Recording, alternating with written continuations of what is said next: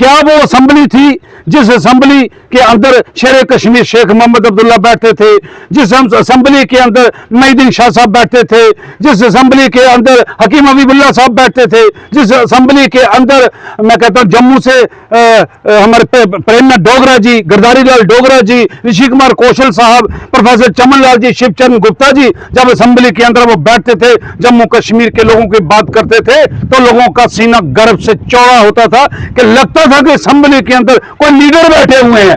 आज तो ऐसा लग रहा है कि असेंबली के अंदर ये मुस्टंडे बैठे हुए हैं। इस ऐसे हालात इन्होंने असेंबली के अंदर बना दिए हैं कि सर जो है वो शर्म से झुक का काम था कि वो देश की सालमियत, तरक्की, खुशहाली और आपसी भाईचारे के लिए काम करें, बेरोजगारी को खत्म करने के लिए बात करें, डेवलपमेंट पर बात करें, सड़कों की बात करें, स्कूलों की बात करें, अस्पतालों की बात करें, बेरोजगारों की बात करें। इसी तरह से हर शोबे में तरक्की और खुशहाली की वहां पर बात होनी चाहिए थी।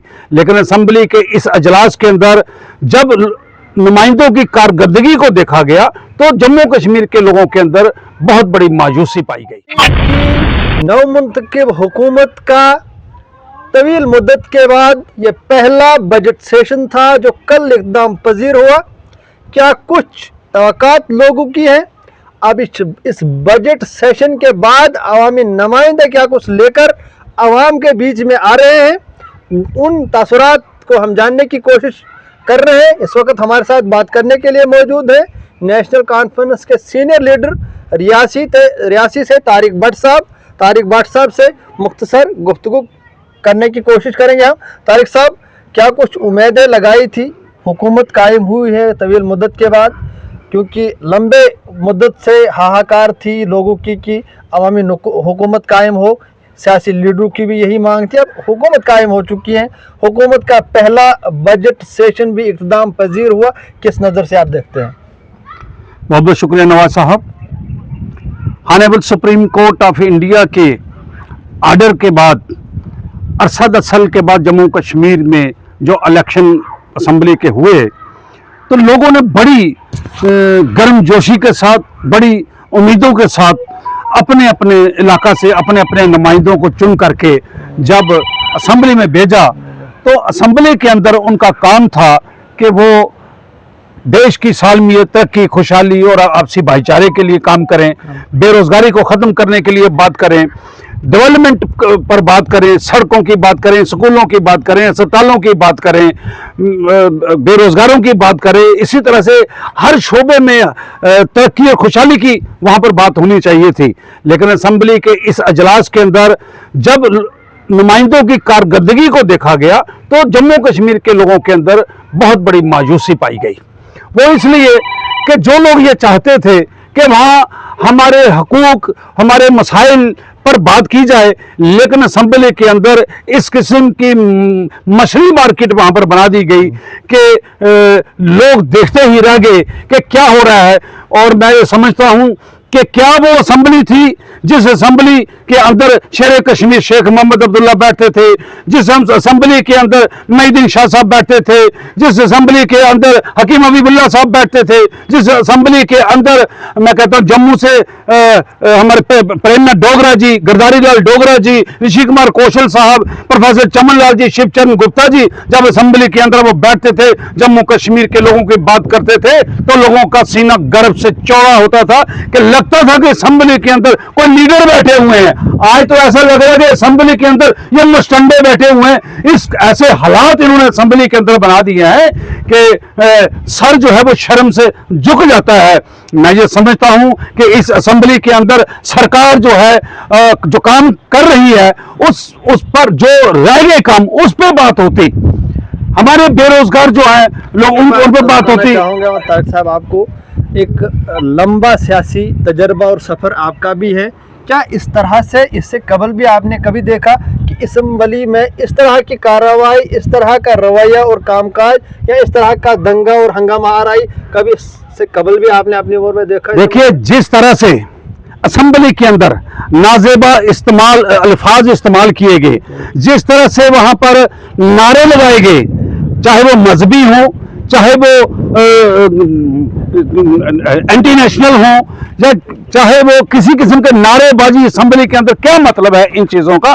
मैंने ऐसा अजलास अपनी जिंदगी की में कभी आज तक जो है वो नहीं देखा है, और मैं ये समझता हूं कि बहुत गलत बात है। इससे पूरी दुनिया के अंदर जो मैसेज गया है वो बड़ा गलत मैसेज गया है।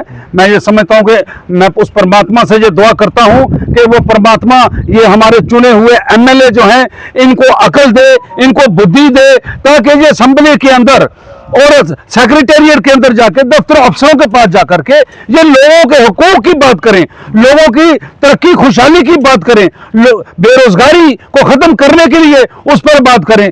कोई अल्लाह अकबर का नारा लगाता है, कोई राम राम जी के नारे लगाते हैं, कोई किसी किस्म का नारा लगता है, और फिर गाली गलोच, इतनी गंदी गाली गलोच, इतनी गंदी जुबान रखने वाले जो लोग हैं वो एमएलए बनने के काबिल नहीं है। मैं जनता से भी ये अपील करना चाहता हूं कि भाई ये ठीक है, अपनी अपनी पार्टी का जुनून सबको होता है, लेकिन जिस आदमी को हम चुनकर भेज रहे हैं सबसे पहले उसका कैरेक्टर देखो, उसकी जुबान देखो, उसकी, मैं कहता हूं काम करने का तरीकाकार भी देखना चाहिए, ताकि बाद में हम लोगों को पछताना ना पड़े कि हमने गलत नुमाइंदा बना करके असेंबली के अंदर भेजा है।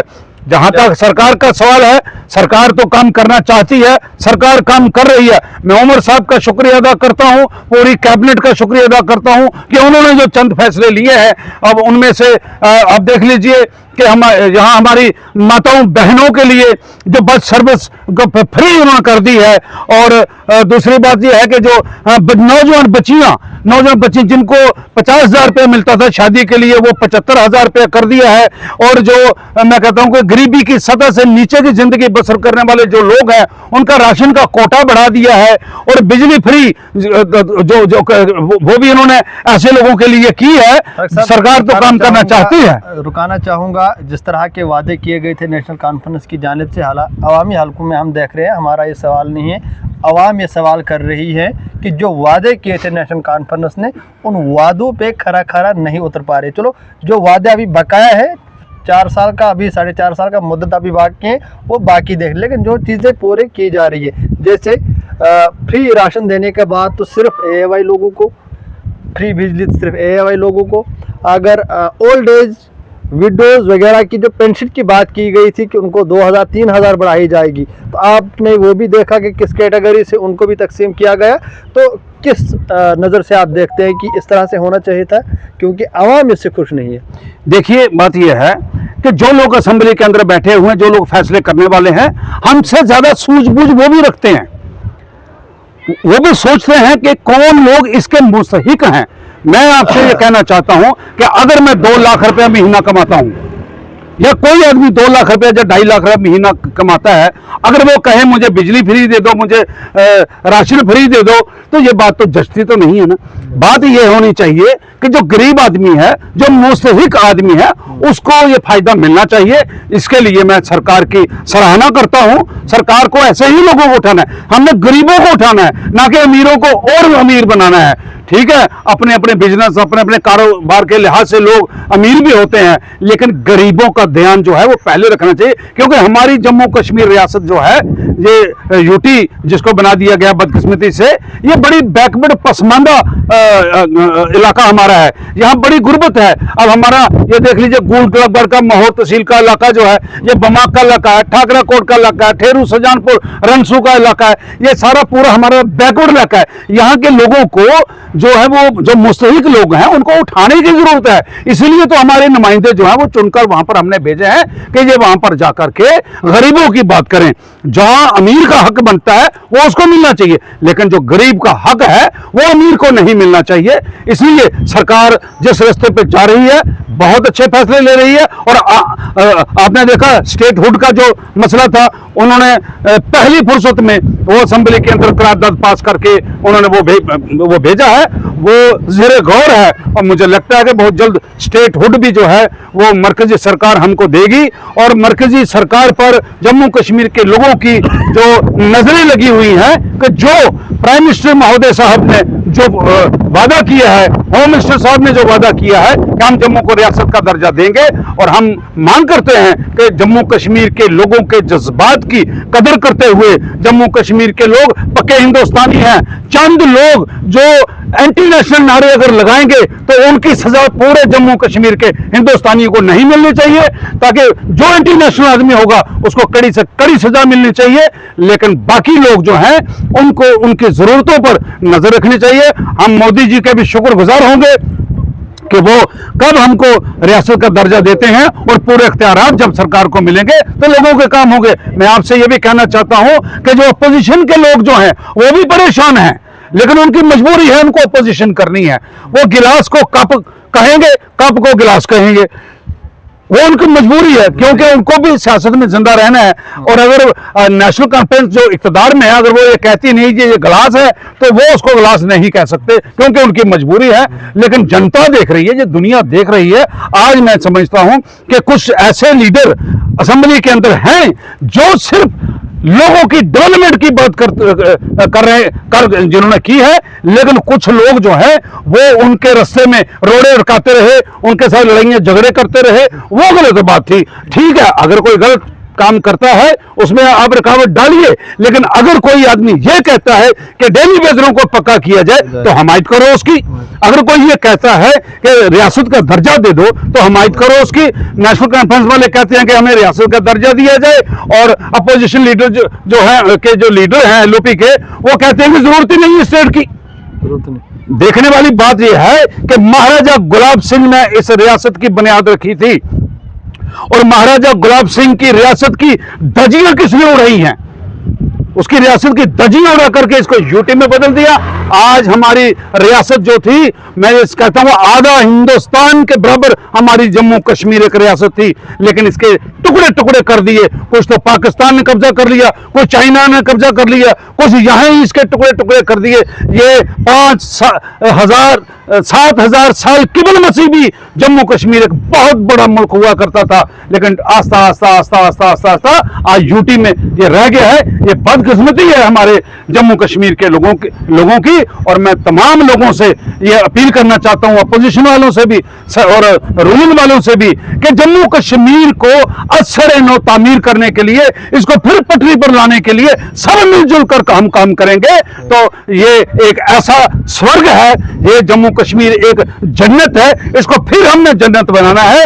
मैं बीजेपी वालों से भी हाथ जोड़कर कहता हूं कि आप जम्मू कश्मीर को फिर, मैं समझता हूं कि जम्मू के अंदर भी बहुत बड़े अच्छे अच्छे मकाम हैं जिनको डेवलप करने की जरूरत है, ना कि सिर्फ कश्मीर को, पूरा जम्मू कश्मीर को डेवलप करने के लिए सबको मिलकर के हमें काम करना पड़ेगा, तभी जाकर के लोग भी खुश होंगे। और सबसे बड़ी बात यह है कि छोटे मुलाजिम जो हैं, जैसे डेली वेजर हैं, कैजुअल लेबर हैं, ये दूसरे जो हैं, सरकार को चाहिए, सरकार ने कमेटी बनाई, उनका वेलकम है, और मैं कमेटी से गुजारिश करता हूं कि जल्द इस पर वो रिपोर्ट दें ताकि इन सबको परमानेंट किया जाए। और मैं आज जो है दफ्तरों में यही लोग जो हैं वो काम कर रहे हैं, तब जाकर सरकार चल रही है। आखिर पर मैं पूछना चाहूँगा कि सरकार से पहले और सरकार बनने के बाद 6 महीने से ज़्यादा की मुद्दत हुई सरकार बनी है, एडमिनिस्ट्रेटिव निज़ाम में क्या कुछ तब्दीली आई है? जब अवामी सरकार नहीं थी तब, और जब अवामी सरकार इस वक्त है, उस वक्त और इस वक्त में क्या कुछ तब्दीली देखने को मिल रही है? देखिए, मैं खासकर डिस्ट्रिक्ट रियासी, देखिए मैं डिस्ट्रिक्ट रियासी की ही बात करूंगा। मैं तो ये समझता हूं कि डिस्ट्रिक्ट रियासी का टोटल भट्ठा बैठ चुका है। अब मुझे इस बात की मुझे इस बात की जब सरकार बनेगी तब भी ये बताया जाता था कि काम नहीं हो रहा, जब सरकार बनेगी, सरकार कायम होगी, तो उसके बाद एडमिनिस्ट्रेटिव निज़ाम चेंज होगा, तब अवामी नुमाइंदों की चलेगी, अवामी नुमाइंदे जो है काम करेंगे, और उनके तर्ज अमल पर जो एडमिनिस्ट्रेटिव निज़ाम है वो चलेगा, और तमाम जो मुलाजमीन है वो काम करेंगे, और उसके बाद ज़्यादा शफाफियत आएगी। देखिए, यहाँ तो सूरत ये बन गई है कि वो कहते हैं ना, सांडों का दंगल, जंगल का नाश। यहाँ जंगल का नाश जो है वो होना शुरू हो चुका है। किसी दफ्तर में 1 पैसे का कोई काम नहीं होता है, किसी दफ्तर में आप सुबह 12 बजे भी चले जाओ, आपको कोई अफसर वहां पर बैठा हुआ नहीं मिलेगा, कोई नहीं मिलता। एक डिपार्टमेंट पुलिस है, जो पुलिस हरकत में है वो काम कर रही है, बाकी किसी दफ्तर में कोई काम नहीं हो रहा है। और हमने उमर साहब तक ये बात पहुंचाई है, सरकार तक ये बात पहुंचाई है कि यहां पर जो इंचार्ज मिनिस्टर हमारे जिनको डिस्ट्रिक्ट रियासी सौंपी गई है कि उन्हें जल्द यहां पर भेजे, ताकि वो आकर यहां पर देखें, कोई रिव्यू मीटिंग करे। और मैं उनसे भी ये गुजारिश करूंगा कि कोई भी मंत्री एडमिनिस्ट्रेशन से बात करने से पहले वो लोगों से बात करे, ताकि लोगों से वो ले फीडबैक ले करके फिर अफसरों से बात करें। जब कोई मंत्री या कोई ऊपर से अफसर आता है ना, वो सीधा जब अफसरों के साथ बात करते हैं, अफसर उनको बेवकूफ बनाकर यहां से भेज देते हैं और लोग तमाशा देखते रहते हैं। मेरी अपील यह है कि अगर इस डिस्ट्रिक्ट को सुधारना है, इसको डेवलप करना है, तो पहले लोगों से सुना जाए कि लोगों को तकलीफ क्या है, लोगों की जरूरत क्या है, लोगों की मांग क्या है। उसके बाद अफसरों से बात की जाए, या फिर लोगों को दरबार लगाया जाए। एक तरफ अफसर बैठे हों, एक तरफ लोग बैठे हों, तो दूध का दूध और पानी का पानी हो जाएगा। लोग बहुत परेशान हैं, कोई एक पैसे का किसी का यहाँ पर काम नहीं हो रहा है। आखिर पर मैं पूछना चाहूँगा आपसे, क्योंकि आप नेशनल कॉन्फ्रेंस के सीनियर लीडर भी हैं और नेशनल कॉन्फ्रेंस का एक मेंबर असेंबली भी यहाँ से है, नेशनल कॉन्फ्रेंस के सीनियर लीडर भी यहाँ से है, हुकूमत भी नेशनल कॉन्फ्रेंस की, लेकिन अभी तक किसी भी कैबिनेट मिनिस्टर ने डिस्ट्रिक्ट रियासी के किसी भी इलाके का दौरा नहीं किया। क्या किस तरह से इस बात को आप देखते हैं? देखिए, इस बात की हमें मायूसी है कि हमारे जो 10 डिस्ट्रिक्ट हैं जम्मू प्रांत के, और हमारे कुछ मंत्री हैं वो अपने अपने इलाके के दौरे करते हैं, डिस्ट्रिक्टों में जा रहे हैं, मगर बदकिस्मती है कि यहाँ पर हमारा कोई बालीबार है नहीं नेशनल कॉन्फ्रेंस का। यहाँ रियासी में माहौर में एमएलए साहब हैं, जहाँ पर नेशनल कॉन्फ्रेंस का कोई एमएलए है तो वहाँ अगर मंत्री ना भी जाए तो वहाँ उसका बोलबाला होता है, वहाँ पर लोगों के काम जो है वो होते हैं। अब यहाँ कटरा में या रियासी में हमारा कोई एमएलए है नहीं, तो ऊपर से अभी कोई मंत्री यहाँ पर आया नहीं है, जिसकी वजह से यहाँ लोगों को नुकसान पहुँच रहा है। ना कि हाँ, हमारा तो कुछ नहीं बिगड़ रहा है, मेरा जाती काम होगा, मैं जिस दफ्तर में चला जाऊंगा मैं करवा लूंगा, लेकिन आम गरीब जनता जो है वो पिसती जा रही है। मेरी सरकार से, खास करके उमर साहब से ये गुजारिश है कि इन मंत्रियों को यहाँ भेजें रियासी में, वो लोगों की बात सुने और ताकि लोगों के मुश्किलात जो हैं वो दूर हो सके। चलिए, बहुत बहुत शुक्रिया। तारिक भट्ट साहब नेशनल कॉन्फ्रेंस के सीनियर लीडर रियासी से है, हमारे साथ गुफ्तगू कर रहे थे। क्या कुछ मजीद होगा अब हुकूमत की जानिब से? अवामी नुमाइंदे अब बजट सेशन के बाद अपने अपने इलाकों में जा रहे हैं, क्या कुछ नया होगा वो भी आप तक हम पहुंचाने की कोशिश करेंगे। अपने मेज़बान शाहनवाज को इजाज़त दीजिए। खुदा हाफ़िज़।